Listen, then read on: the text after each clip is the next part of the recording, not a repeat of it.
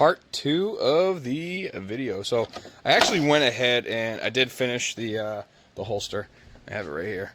So if you want to see what it looks like, bam, there it is. And we're gonna go ahead and make those 2 shells over there into this. And so there's gonna be it's gonna be scroll saw, you know, the arbor press.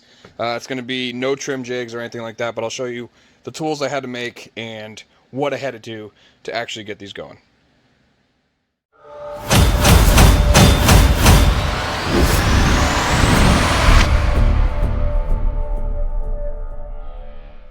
So what I'm doing right now is we're going to go ahead and cut these out, but we're only going to cut out the outline. So do that real quick and we'll show you why.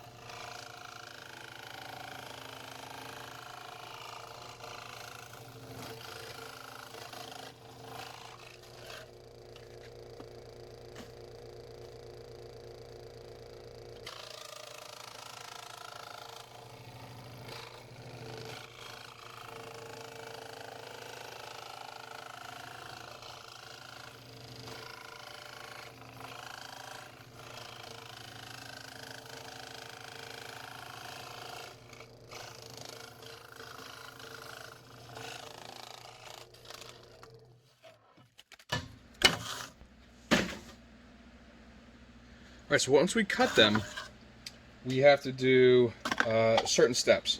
Now, because, again, we don't have the trim jigs, this is the process you will have to do to go ahead and do this. So, I'm just going to clean up the edges real quick a little bit. Nothing major. But what you're going to want to do is get the screw in your MRD, and then get the MRD where it needs to go.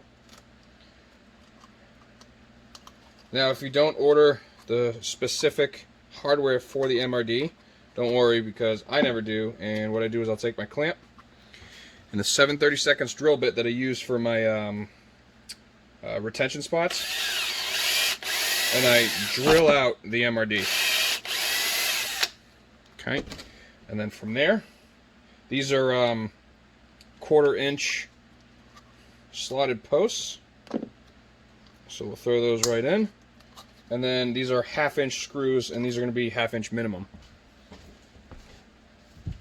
There is some thread locker on there, and you want to get some good bites. That's why I do this combination bare minimum.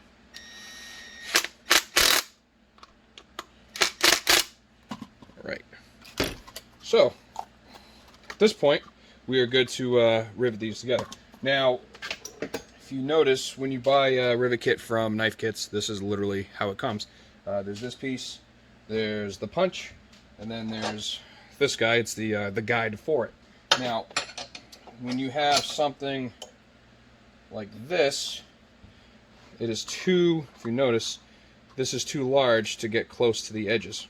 Can't use this.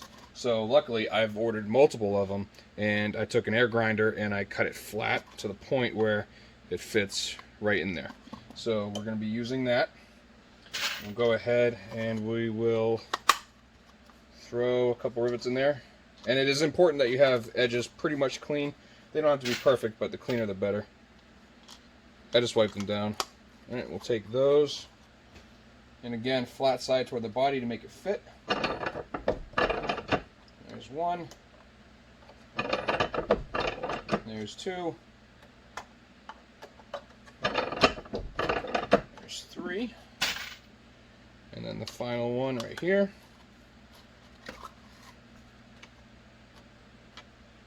Cool. Alright, so now you have everything all together. So it would be a good idea to go ahead and map out where you want to cut. Oliver is awesome enough at Plan B to put in the pretty much the path of where the router is going to go. So you could actually do that. You could use that as a guide. You could cut over, you cut out of it. Bottom line is you could shape it however you want it because we don't have the trim jigs. So I'm going to go ahead and do just that.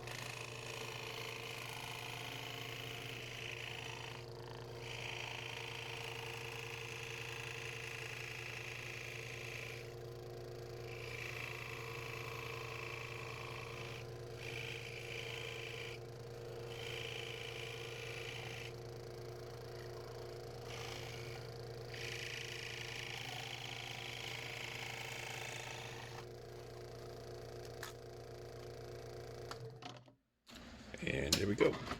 So that looks great, and now what we'll do is we will clean up edges.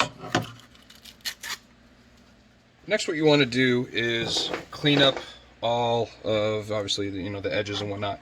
But because we cut it on the scroll saw and the angles of everything, if you notice, see how it's beveled? Now we have to flatten that out, and we'll have to flatten this out. So not that big of a deal. It happens, which is weird because my table is level and everything like that. But it's still, it is what it is. So I'll be sitting here, and we're going to go ahead and square it up and get it true.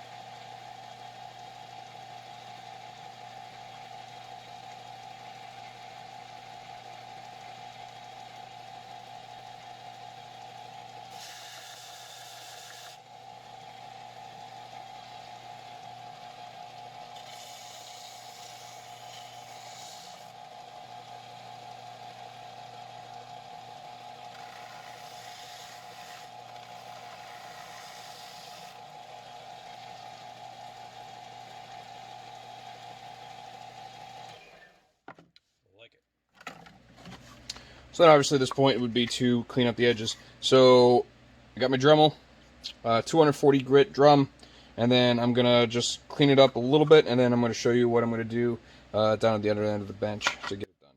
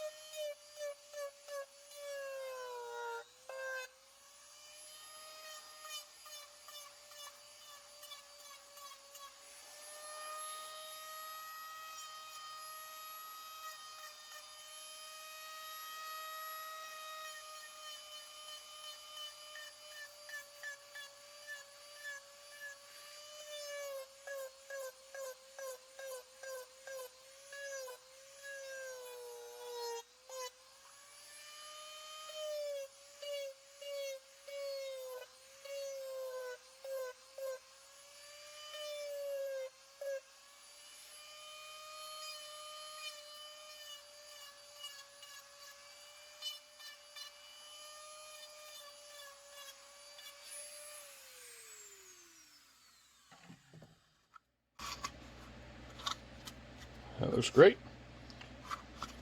Let's go hit the wheels. So we did the quick clean. I went ahead and hit the edges, and I wiped it down with some Rem oil. I thought I was filming, but apparently I wasn't. But just a quick wipe down. I took my Beofeng, tested it. It fits great.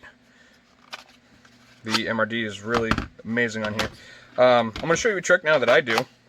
Is take your antenna off, and remember, do not turn on your radio, because according to the instructions, if you turn on your radio with it still off, hey, that comes off, it will damage the radio. So you definitely don't want to do that. So we're going to leave that in there and do this. So this is actually this is bungee cord, and I got it off Amazon. I simply searched bungee cord, and this is I got like 10 feet of it for a couple bucks. So what you're going to need is some bungee cord, some of this stuff. This is heat shrink. I got this at AutoZone, and a piece of it that will fit. You will also need a lighter or a heat gun, but you definitely need a lighter. And I lost mine. I just had it too. Ah, here it is. All right, bam.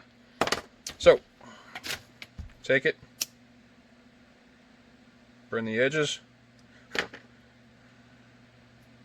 I like to roll it. It will be hot, but I like to roll it. That way it stays fine. Put it through the rivet. Now this is completely optional. You don't have to do it, but it gives you like the extra security. More than you need.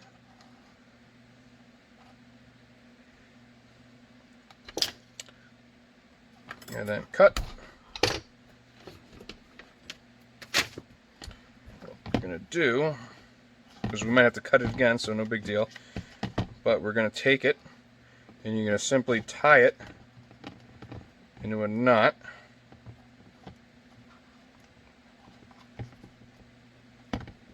You want to leave some room, about that.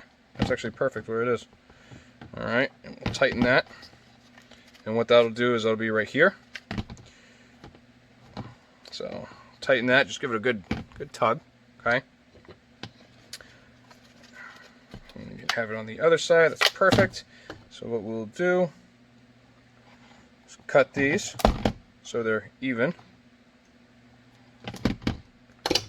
Take your lighter, burn the edges.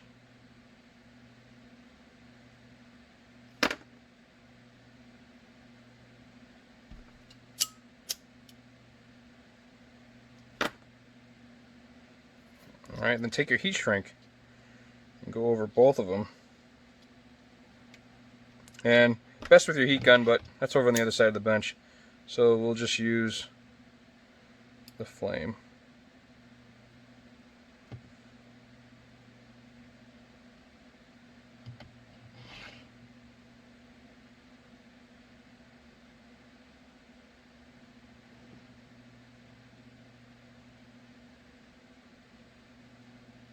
They have some heat shrink that has epoxy in it. You can get that stuff as well. That would actually probably be best. All right. And then once that cools, let that cool a little bit. Take your razor blade and just cut a little bit of the excess off. And there it is. All right. So now, take this, you put your antenna back on, you kind of have a fail-safe now, and nobody can just go and pluck your radio from you, or if you lose something or whatnot. But you always, now you have this bungee, so it won't come out, which is good. But yeah, so now you got this as a tab to pull, and then you could also pull it down to get the radio out, and then put it back when you're done.